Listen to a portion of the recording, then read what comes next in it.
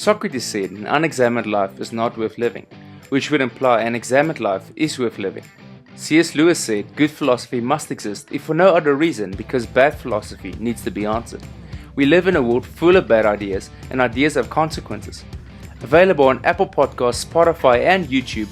If you have not already, like, subscribe, and share this podcast with family and friends, a show where we examine life contained with philosophies, ideas, and their consequences on today's culture. I am Rainer Thermal, and this is Hey Culture.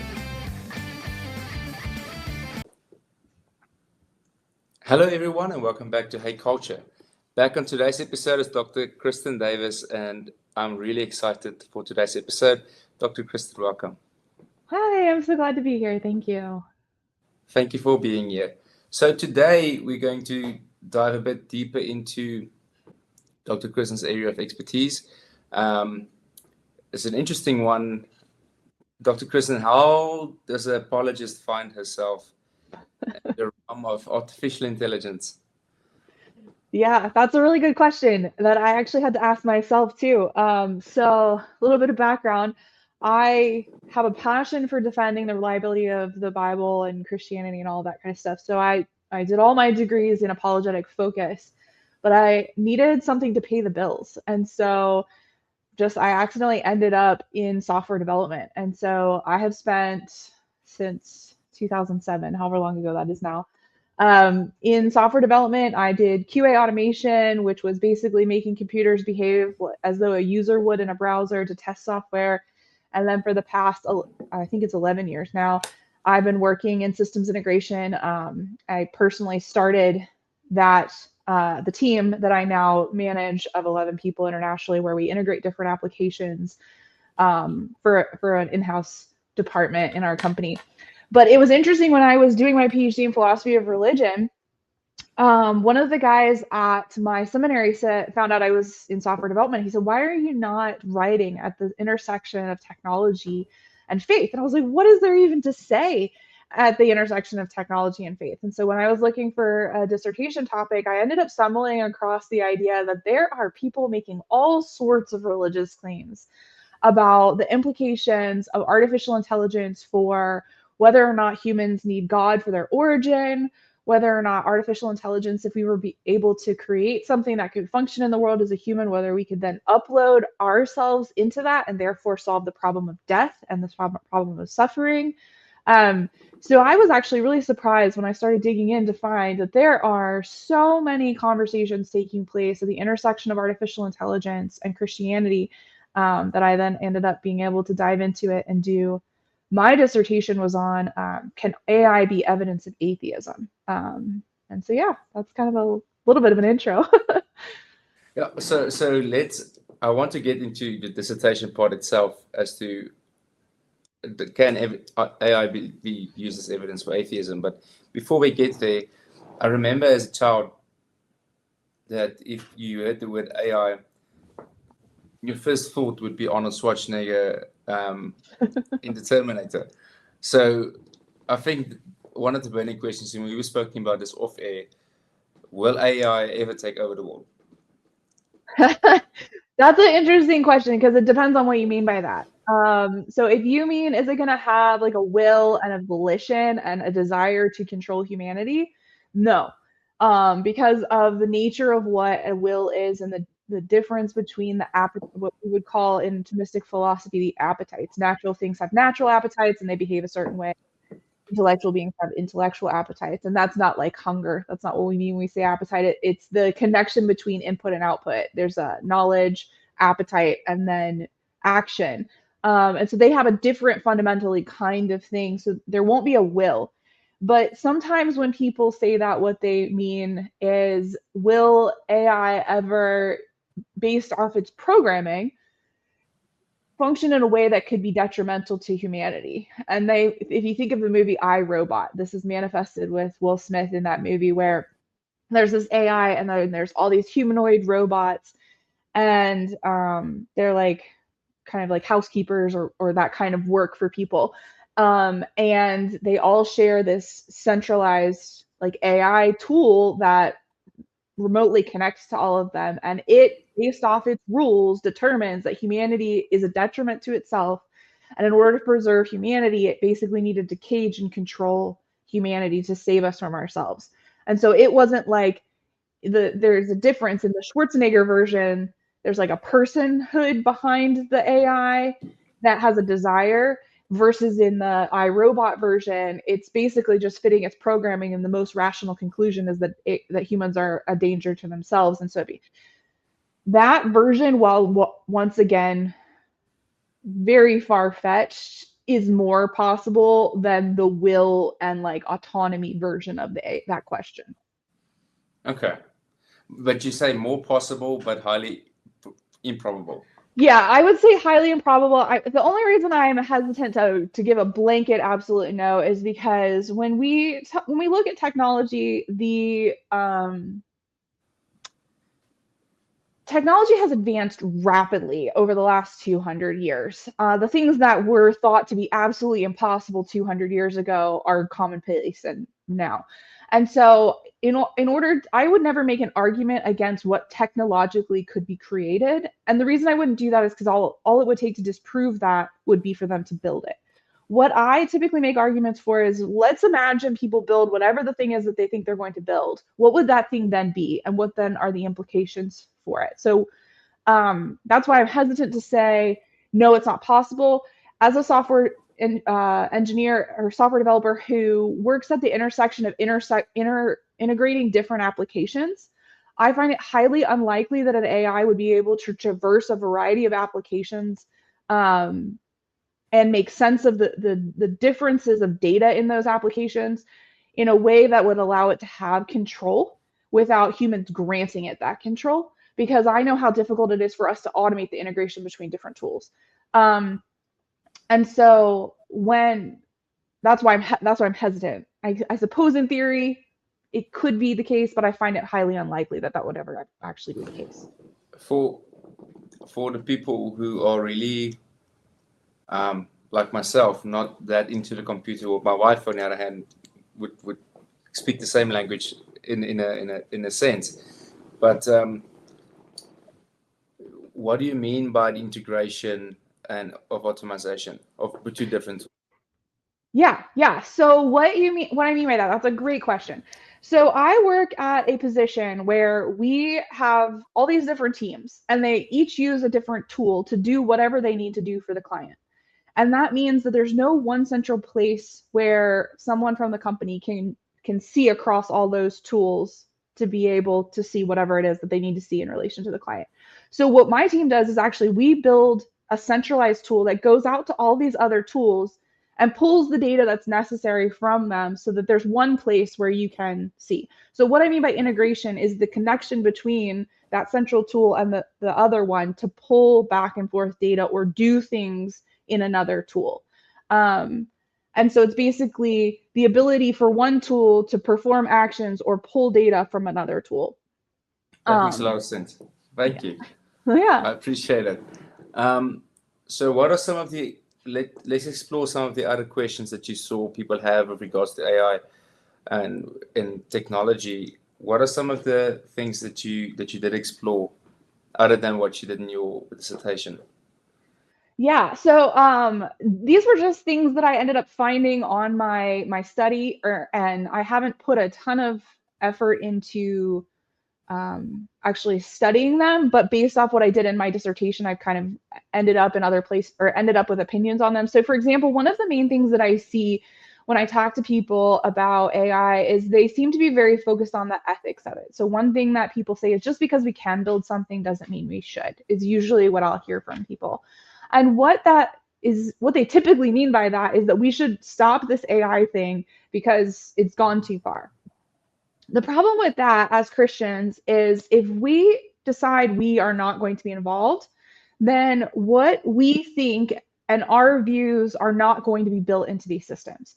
So an artificial intelligence is essentially an algorithm which is trained on a data set. So they take a piece of software, they give it a bunch of data, and then it has the tools, and I say it roughly, any human-ish wording that you think you hear from me, it's just for lack of ability to like couch it in a different way. I don't actually think it's alive and has autonomy. So just I want to caveat that.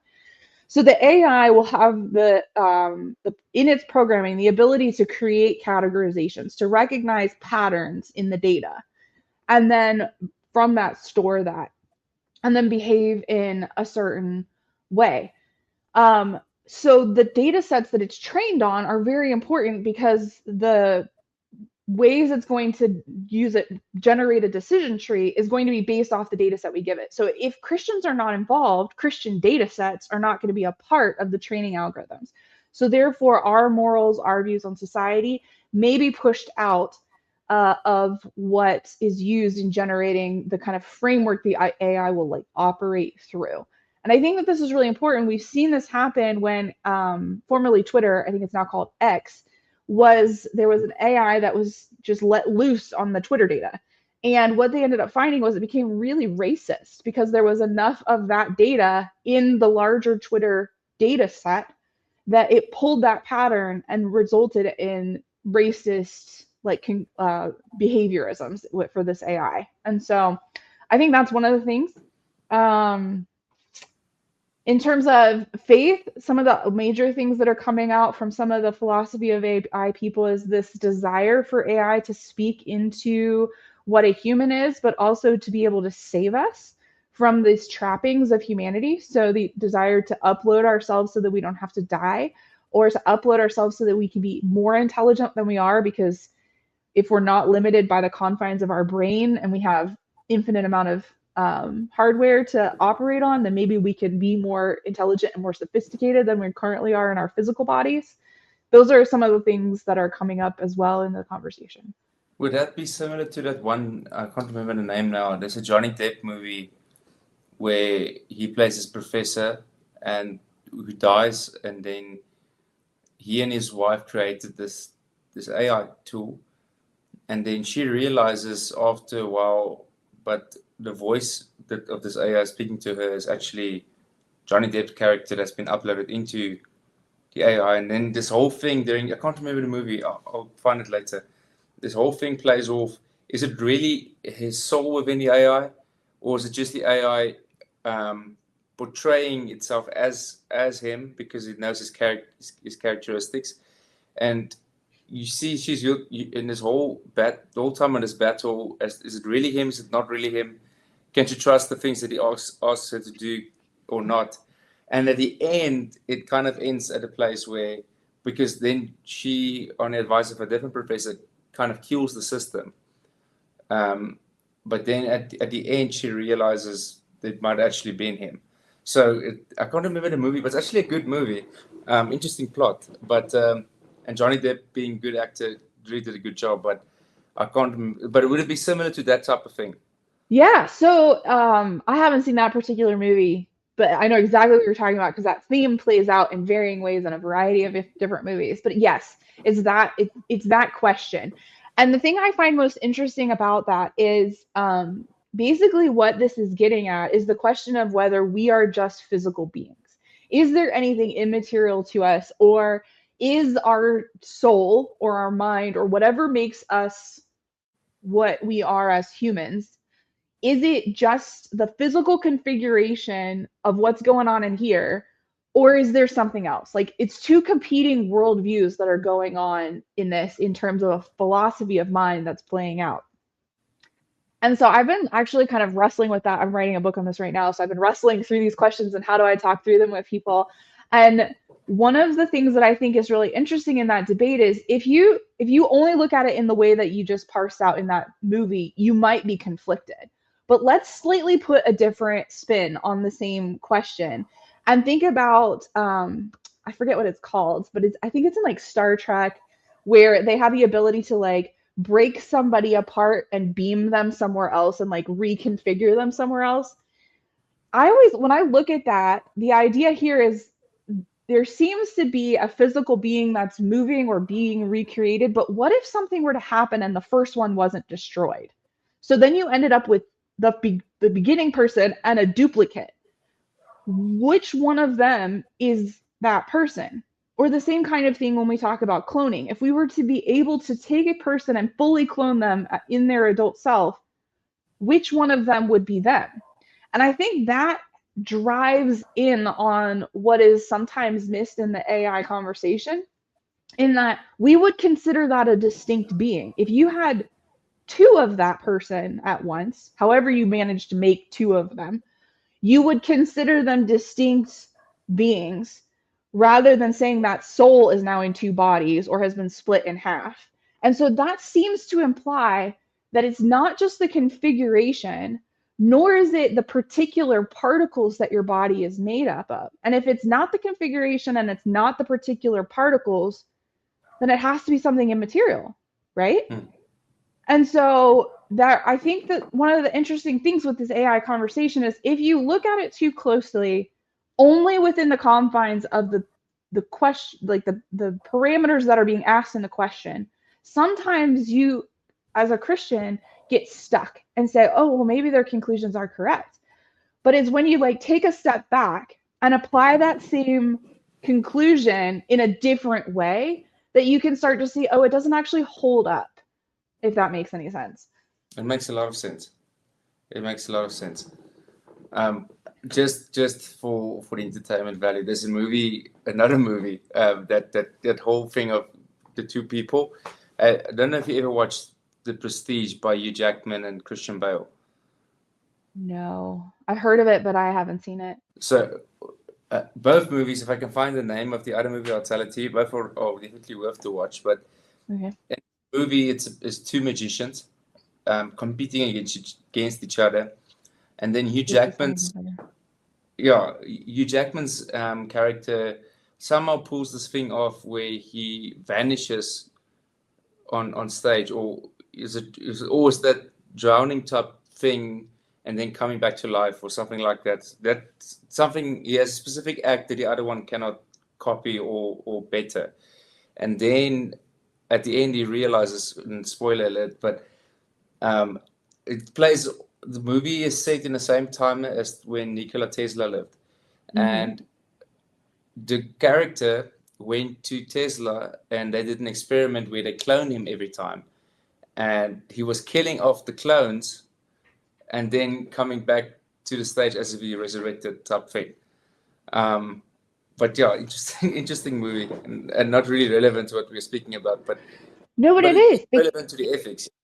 Yeah, but it is in the sense that it's like, I think if you didn't kill off the first one, does Hugh Jackman now exist in two places? Yeah. Like that's the question, is that that's actually two individual people now. So it can't be anything to do with the physical particles, and it can't be anything to do with the configuration. It implies that there's a second being. I think the same thing is kind of missed in the upload conversation, is like, well, what if I uploaded, but I still was here? Like, am I cloning myself into a computer? This plays out in the TV show Upload on Amazon. If you have Amazon Prime, can watch their streaming service. They have that, where they have basically like a virtual retirement home, where when people are terminal and no longer going to be able to be saved, if they get them before they die, they can upload them into any one of these virtual retirement homes, and they can continue to interact with their family and loved ones virtually, forever. But part of what happens when that happens is their head explodes. So they are like gone. There's no physical here anymore. But what if that's not the case? When we talk about upload, there's no actual implication that you can only have one copy when you upload. When I upload a file and send it to you, I still have the original file. So, and Sure. now we have two of the same file. So there seems to be, in the fact that there can be two, and by virtue of that, an implication that there's something more to the human than is just the physical aspect. That's very interesting. So we've done what you've came across when you did your research and some interesting topics. But when you do your conferences or speaking events, what are some of the, let's say, top 3 questions that people always ask you? Ooh, top 3. So one of them would be, should we do this? And I always tell people, I think we need to be very involved. As Christians, we definitely need to, whether you're just invested in understanding how these work as a lay person and not like a technology person, and using it and understanding that it's not scary, and having an opinion on how we approach this as a culture, or if you go so far as to become an engineer and actually work in technology, I think Christians need to be involved and invested. And the reason for that is we have seen other Christian religious groups who have decided that they are going to draw a line in the sand in terms of technology. And as a result, they don't have the ability to speak into culture anymore. They are kind of left behind. And so I think that that's one that we as Christians can't let this be a line in the sand. And on that, so one of my things that I'm really passionate about is politics, right? And not a lot of people around me share that same sentiment, to be so involved with politics. And but what I always trying to say, and I think it connects to what you're saying. I think it's a part of being salt and light as Christians, that we have to be part of, especially these things that have an impact on our lives, like the AI tools have an impact. What governments decide, or what even local governments decide, has an impact on your life. Need our Christian voices within these spaces. Yes. It's essential that as Christians, we don't become separationists or separatists, that we don't isolate ourselves into our own Christian bubble, because the whole reason we're supposed to be here is evangelism. And we're supposed to be allowing God to change us and to sanctify us and us to grow in our relationship with him. And then the outpouring of that is to take it to other people.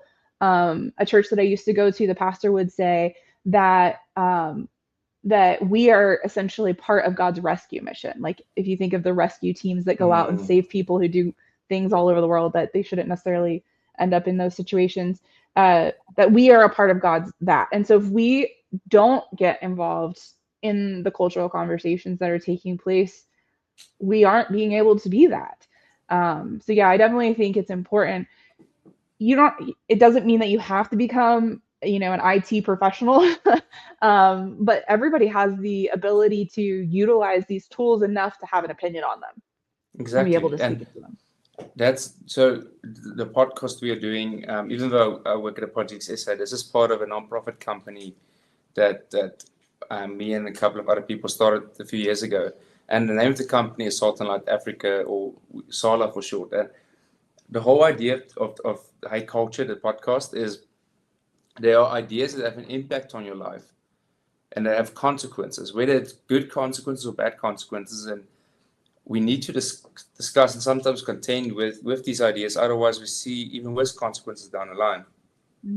So what I always tell people also is, and it sounds cliche, but we are salt and light as Christians, but the salt can't bring any change to the dish if it's outside of the dish. Yes. If it's standing on the table there, but you're not putting it into the dish. Like one of the traditional dishes in South Africa that South Africans like to make is from cornmeal, they would make a type of porridge. Okay. But it's essential to put salt in. Sorry, I know I'm going off topic, but it's essential to put salt in at the beginning when you have the porridge in the water on the stove. Because if you cooked it without salt being there in the cooking process, no matter how much salt you add on top of it afterwards, it just tastes bland. 100%.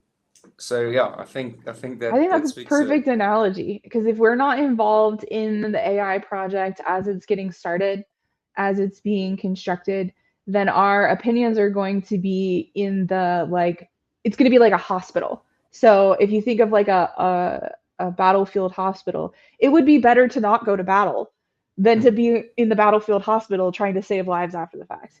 And so that's kind of what we're talking about here. We're on the front end of this. It would be better for us to invest now than to try and triage after whatever ends up happening.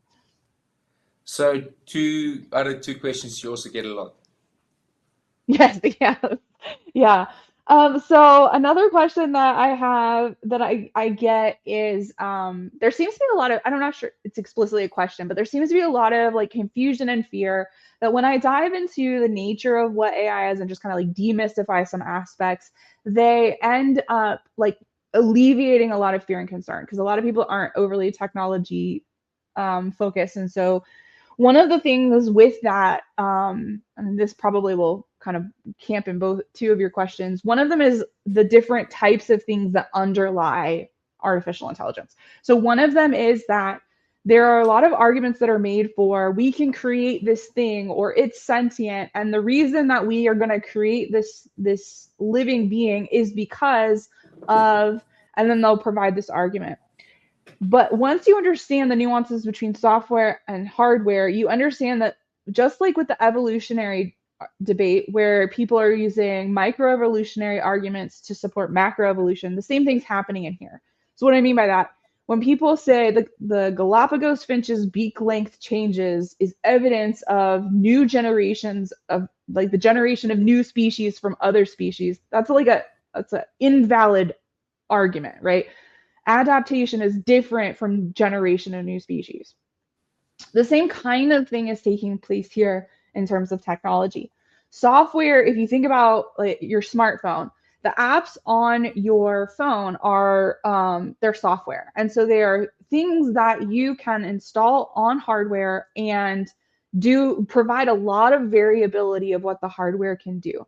The hardware, however, is the physical device. And so when your phone gets too slow because it's too old and the software you've been updating is now like taxing the hardware, and then you get a new device, put all the same apps on it, and then it works better, that's a clarification of like the hardware constraints of software. And while they are dependent on each other, they are not equivalent with each other. Now, the argument that people sometimes make that AI is going to become alive and sentient is they say because of the increases in hardware, both memory and processing power over the past 100 years, we have seen an exponential growth. It's become cheaper and smaller and faster. Eventually, that's going to exponentially go off the charts, and we will create something that's cheap enough, small enough, and fast enough that it can outsmart us. Now, they are not wrong in that hardware has improved. The computers of my grandmother's age took up an entire building or an entire floor. In your pocket, you have a smartphone that is way more powerful than a computer that was an entire room, before. And so they are not wrong that it's getting smaller, cheaper, and faster. However, just because you have a really, really fast, small device does not mean that that device is sentient and aware of what's going on. Artificial intelligence is software. It depends on hardware in order to have something to process and run, but it in and of itself is something entirely distinct and different. So you can have a fast smartphone and have no applications on it, or you can have an application on your smartphone that can do all really creative and interesting things, and it's on a phone that's too slow for it or a phone that is able to process it. So in the same way as with the macroevolutionary thing, to say that just because we are going to be able to create really, really, really fast soft hardware does not mean that we're going to be able to create software that's self-aware and has consciousness. Like, those are two different categories. And so when I talk to people about being able to process and analyze what they're hearing from the media, when they hear people make these arguments that are hardware arguments, they need to make that distinction. Whoa, wait a minute. We're talking about two different things. Okay. So what would, because the atheists would say that we are purely material, so what is our consciousness? And that, and I like putting you on the spot with this one because I know you studied at Biola, where Dr. J.B. Morland is also. So I don't know if you took a class with him, but he's kind of on the soul. So I did take a class with him, but not on this subject. Okay. Yeah, no, I wish I had. I didn't know I was going this direction then. So yeah, there is so much debate right now on what the nature of consciousness is. The materialists would say that it's just the sum total of all of the things that a conscious being can do. So if you can create something that can function in the world in the way that a consciousness can function in the world, then you have created like a prosthetic consciousness. That's one of the things that it's funny you asked this. I'm kind of working through this in the chapter I'm writing right now, Daniel Dennett makes like this case for what would we consider a legitimate artificial consciousness. And the analogy he uses is that of like a prosthetic arm or a prosthetic like ear or eye. He says we would allow those to function in the world as good enough, even if they weren't as good as the original. And so at what point would we then, why would we disqualify consciousness from being able to have a prosthetic version of it, and if it can function in the world in a good enough way? But then he goes a little bit further and he says, but once we allow it to be good enough, why would we not then go further and allow it to qualify as consciousness? And I think that this is an interesting thing that I'm still kind of wrestling through with right now. So you're getting the very raw version of this. When we have a prosthetic arm or a prosthetic eye or whatever, there is a real distinction between the real version of it and the prosthetic. No one is ever saying that they are equivalent. We recognize that one is in substitution of the real thing, may be able to function in the same role, but it's not the same thing. And that, I think, is what is missing, and what Daniel Dennett is trying to say about artificial consciousness is it may be able to function in the world in the same way, but that doesn't necessarily mean that it is consciousness in and of itself. It just can play the same part. And I think one of the ways that this is even more obviously clarified is if you think about the difference between horse-drawn carriages and cars. Both of those serve the same function in the world, right? They were the means of transportation and the means of moving things from place to place for hundreds of years. And then the car was introduced, and that mode of transportation went out the window. And now we use cars and trucks and all that kind of stuff. Those things function in the world in exactly the same way. Is evidenced by the fact one has replaced the other and is considered better than the other. But they're very different things. A car is not a horse, and nor is it a wheeled cart. Like there are characteristics about those things and the nature of them that are more and different than the role that they play in the world. And I think part of what is being lost in the AI consciousness conversation is that aspect. That consciousness is not just the ability to achieve goals in the world, which is what the AI project is saying intelligence is. They're reducing human intelligence to the ability to achieve goals in the world and to be able to operate without like a remote, so being somewhat autonomous. And yet there is more to human and even animal consciousness than that, because based off that criteria, your Roomba, which those, I don't know if you guys have them, they're the self-driving vacuums.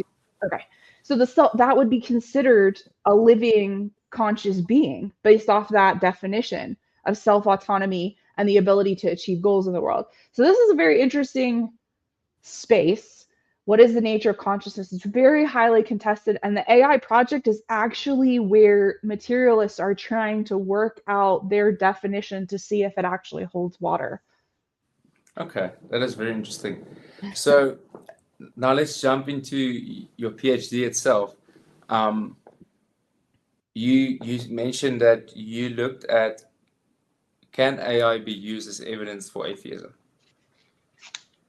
Yeah. So what type, how would it, if so, how would that have looked how does it serve as evidence for atheism? Yeah.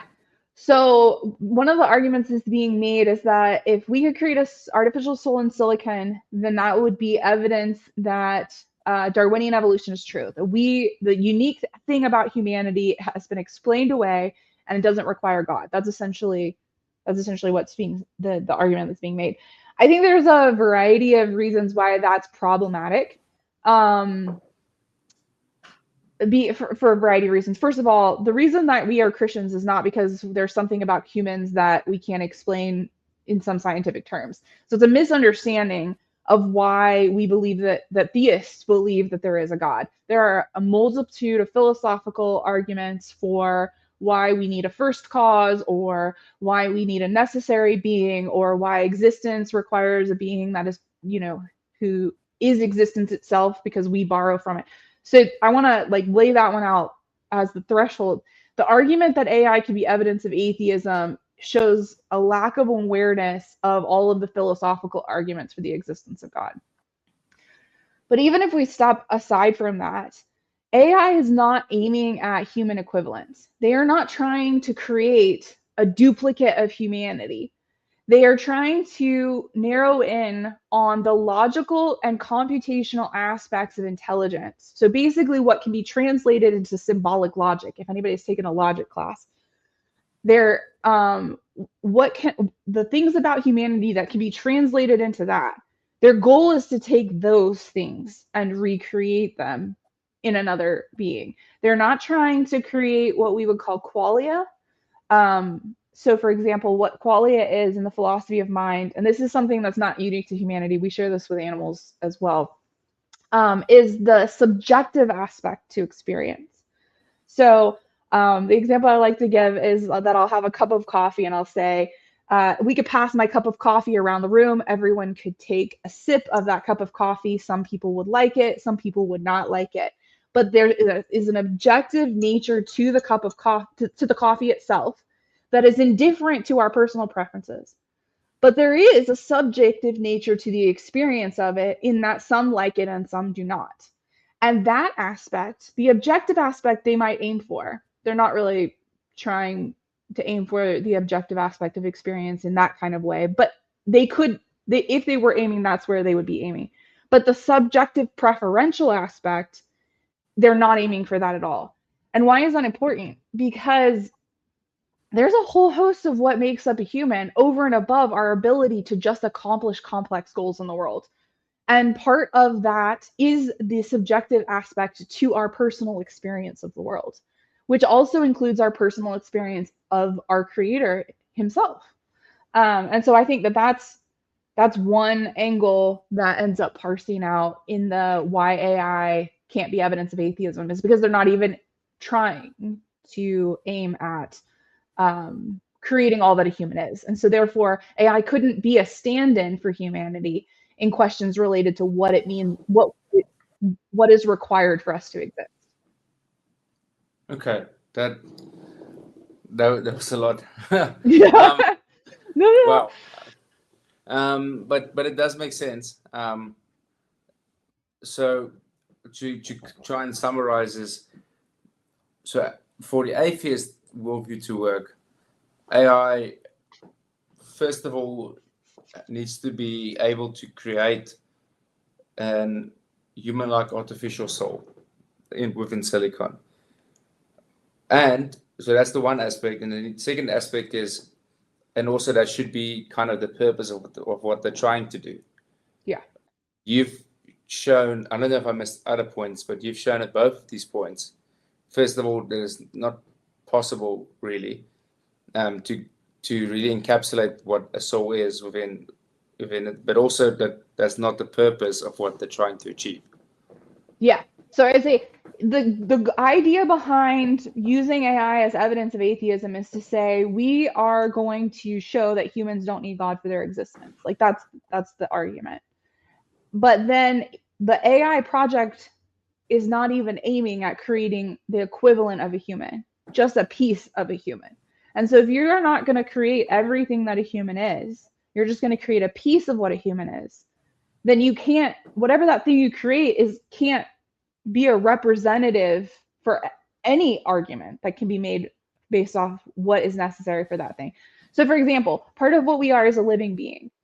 If we are living beings and this other thing that's created is not a living being, then the aspect of livingness that is in us is not explained by this other thing. So if livingness requires God for its existence, then by creating some alternative thing, you've not explained that aspect of who we are. And so I think that's partially what I do in my dissertation, is look at all of these different ways in which the AI project is not, they've set the goal over here, but then they've reduced the human to this little bitty thing over here. And you can't take away 90% of what a human is and then say that you've explained away the prerequisites of human existence. Maybe I'm missing something, but let's say for argument's sake that AI was capable of doing this, and that was the purpose of creating a human-like consciousness. But doesn't that, logically for me, doesn't prove what atheism was trying to prove, that shows that we didn't need God as our creator, because it's actually a creation act also taking place. If humanity is creating something, it's just another cause within the link of causes. That doesn't take away the fact that there's an unmoved mover, ultimate cause to everything that's there. So it still falls short. 100%, 100%. I would definitely agree. And that is one of the things that I mentioned a little bit earlier. There's a whole slew of philosophical arguments that seem to be ignored in this question about whether AI could be evidence of atheism. And you're right. Those 100% prove the necessity for the existence of God over and above the AI question. I think AI also supports some of those, in the sense that one of the things that they're trying to prove is that AI is evidence of Darwinian evolution. But one of the interesting things about is that one of the key characteristics of Darwinian evolution is the idea that it's unguided, because they have a huge issue with theistic evolution. The collapsing of theistic evolution into Darwinian evolution is where there's like a huge rub, because theistic evolution says, to some degree, that God front-loaded the whole system and then used evolution to span everything out. And Darwinian evolution says absolutely not. If there was any design or any guidedness at all, then it's not random mutation and natural selection. And so to use AI as evidence of Darwinian evolution actually is contradictory, because they're trying to prove there was no mind behind the creation of anything, with something that they required thousands of minds to create. Like, AI is built on philosophy and engineering and mathematics and all of these disciplines going back thousands of years. The number of minds that undergird this project is astounding. So I don't know how you could ever think then that it's evidence that there was no mind behind the origin of everything that exists. But I think it just shows again, like I remember when New Atheism just like started putting his head out, and William and Craig was debating every second one of them. It didn't appear, except for maybe one or two, that especially New Atheists really whether they were really trained in philosophy or actually had a good handle on philosophy. Like, they didn't necessarily anticipate or see the contradictions or the logical fallacies or the stuff within what they are actually putting forward. So that's definitely true of some of the New Atheists. I can think of some offhand that I would definitely agree with that. One of the main men who pushes this forward philosophically is Daniel Dennett, and he is one of the New Atheists, but he is a professionally trained philosopher, so it's hard to say it there. But it's interesting when you read the things that he writes. So I'm a Thomist. I was trained Thomistic philosophy, which is like classical in like the vein of Aristotle, for those of you who are not necessarily overly aware. And when I look at his arguments and what he's saying, and when I compare them to what someone from the classical tradition would say, it's so interesting, because I understand why these problems are happening, because we're talking past each other. So for example, one of the things that I find interesting in this debate, and this is why I've kind of stepped into this, is because there seems to be a lot of crosstalk. There's philosophers and technologists talking past each other. There's philosophers and philosophers talking past each other, because they're from different disciplines. And so what I find really fascinating is I can understand the technology language, and I understand the philosophy language. And so I can jump in and be able to kind of help that conversation take place. But one of the things that I found interesting in the philosophy past each other is that there's a debate on the nature of what an artifact is. And this is why what you were saying about philosophy is super important, and people understanding philosophy, because Daniel Dennett defines an artifact to be something more akin to structure. So he would see something that has structure and say that that was an artifact. But in Thomistic and classical philosophy, an artifact is something that's man-made. It's something that has accidental form applied to it. It has something that does not have its own active existence. It's not a natural object. And so there's a fundamental underlying difference between an artifact and a natural being, such that a natural being can be alive, but an artifact never could be. And it has to do with where the active existence resides in that thing. And so it manifests in the AI conversation in the difference between organ transplant and part replacement. And so, for example, we can see that a natural being has one single active existence that all of its parts participate in, because of the fact that when you do an organ transplant, you take something out, the heart or whatever, and it doesn't exist on its own. It can't sit on the shelf for 5 years. It has a very short lifespan outside of a body because it's drawing its existence from the being that it's supposed to be a part of. But if you look at a machine and a battery and pull a battery out of a machine, you can set it on a shelf, or you can even take the battery apart into all of its constituent parts and set all those on a shelf for years and years and years and years, because all the things from which the battery is made have their own active existence. And so there's a real difference in like where the existence comes from in a thing that's natural versus in the thing that's man-made. And we would consider those man-made ones artifacts. And so in this AI conversation, people will make the argument against AI ever being alive because they'll say, oh, AI is an artifact. It could never be alive because an artifact is this different kind of thing from a natural being. And what Daniel Dennett hears is not that they're fundamentally different kinds of things. He hears these people are biasing the origin of the particular individual coming to life. And that natural beings in his mind are beings that were literally born, so came through a birth canal, versus beings that are maybe, you could have the same being and it be cloned. And so underlying the problem between these different conversations that are taking place is different definitions of terms. And for Daniel Dennett, who is one of the flagship philosophers behind AI and using it for atheism, is this view that we are no different than something that is manually constructed by a human at a fundamental level. And so that's where your comment about philosophy is really interesting, because to some degree, we need to train people in philosophy so that they can parse out these conversations. Yeah. But sorry, that was a lot. No. But philosophy, the thing is, and that's something we see, especially in metaphysical philosophy, that without people realizing it, it undergirds all forms of knowledge. And you deploy and use philosophy without realizing it. But yeah, it's interesting.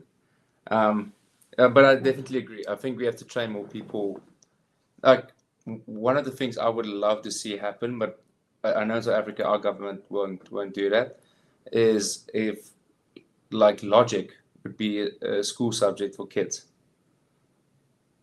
I would love that to be a mandatory subject in the US as well. Yeah, but I know our government won't do it because people will start asking questions because they're going to think for themselves. But yeah. Yeah, I would definitely encourage the churches to make that a fundamental aspect of how they raise up the next generation, because if we can think well, then we can have an impact on society in a way that would just be insane, I think. Being able to just cut through like, oh, that was an attack on the person, not on the argument. Super helpful, which is, a logical fallacy. Yeah, no, I'm completely, you're preaching the choir there. I'm glad to hear that. Is there anything else that you feel like is important that we didn't touch on, or anything else you would like to add to the conversation still? So yeah, there is one thing that I like to touch on when I speak on this that I didn't cover yet today, and that's the idea that there are different philosophies within AI, and it's not always clarified. So just like in the evolutionary debate, sometimes they'll just use the evolution word, and they won't clarify whether they mean macro or micro. The same kind of thing happens in the AI conversation, where they'll use the term AI without clarifying. Sorry, my dog's jumping down. Without clarifying what they mean philosophically. And so there's actually 3 different camps within the AI philosophy. One is called narrow, one is called general, and one is called super or ultra, depending on who you're reading. The narrow AI is the philosophical view that what we're building is only ever going to be a technology or a tool for humans to use. The general AI category is that we're going to build something that could be a peer to humans, like it could be like a human or equal. It's personified in the Terminator movies. And then the super ultra AI is the view that we're going to create something that far surpasses humanity and is more godlike than human equivalent. And there are people working in these fields that hold all of these different views. So you could be working in a technology field and think that what you're building is only ever going to be a tool for humans to use. Or you could be working in the technology field and hoping that what you're creating will someday be a part of some new kind of being or some ultra being. And so when we hear people talk on AI, they don't always clarify what their philosophical view is, but when you listen to them start talking more, you can parse out, are they talking about something that they think is going to be equivalent with a human or a tool or a god? You can kind of parse that out, and from there you can philosophically see where they land. But in addition to that, there is a technology aspect to all of this. And this is one of the things that I think is really interesting when people end up having technology philosophy conversations and don't realize they're having them, and they end up talking past each other. And I think this is super important if you're wanting to have a conversation on this, is to recognize that all of those categories also have a technology aspect. And so, but when someone's speaking from a philosophical perspective, they're going to say something like, we can build or we can't build a nature of this kind. So, but when they're speaking from a technology aspect, they're going to speak about what we can actually physically construct. So how does this play out in a conversation? I'll hear somebody say, we can't create an intelligence because an intelligence is a certain kind of thing, da, da, da, da, da. And then they'll give whatever their definition of intelligence is. And they'll say this to a technology person, and the technology person will say, watch me. Why? Because what the technology person is talking about is what we can construct. Whereas the philosophy person is not talking about what can be constructed. They're talking about the nature of whatever that thing would be that was constructed.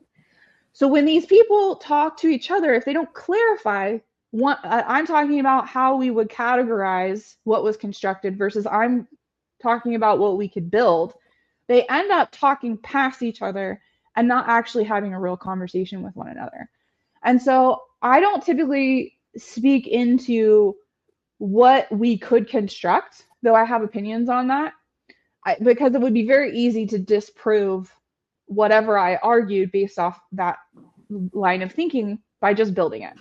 So I tend to speak into the space of, let's imagine they build whatever it is that they think that they can build. What would that thing then be?